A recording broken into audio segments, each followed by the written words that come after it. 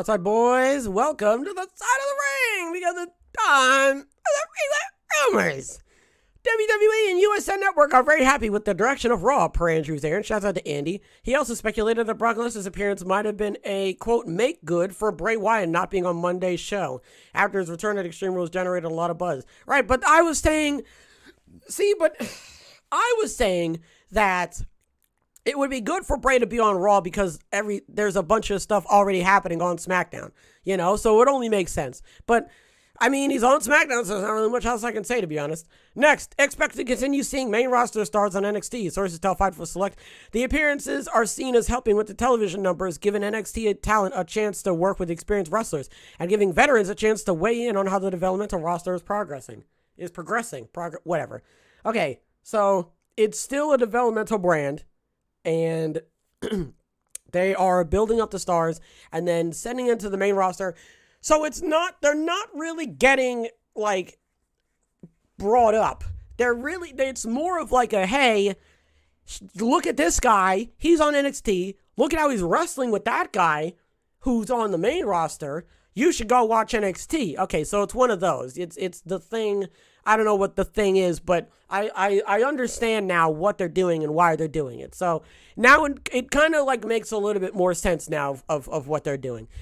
Next, after Carmelo Hayes and Von Wagner worked this week's main event taping, Fightful noted that more NXT stars are expected to, quote, get looks on the show. That makes sense. Again, you're doing the thing. Hey, look at this guy. Also, watch NXT. You're rubbing all over the place. You're rubbing them. They're rubbing each other. It's rubbing. It's tons of friction.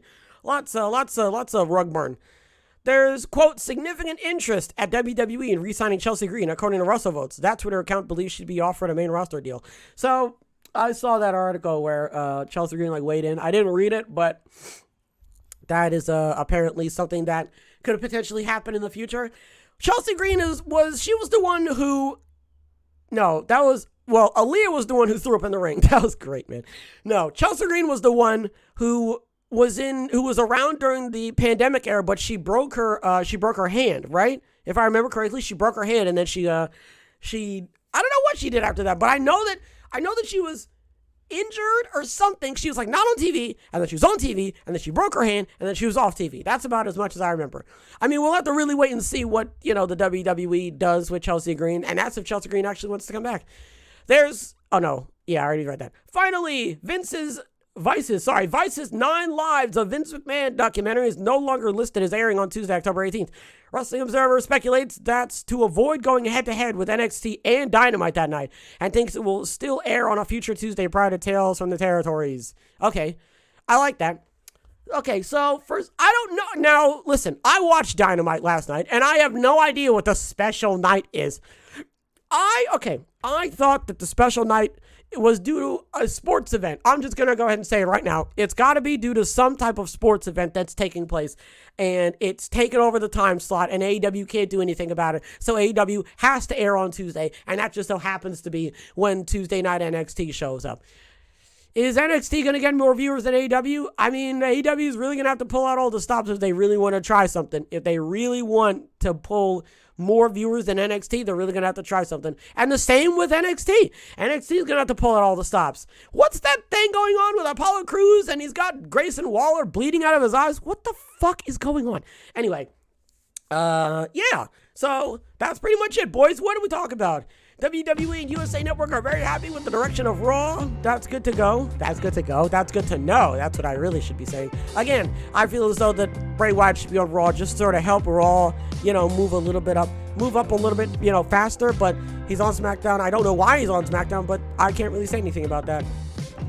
So they're bringing NXT stars onto the main roster to showcase them and also NXT.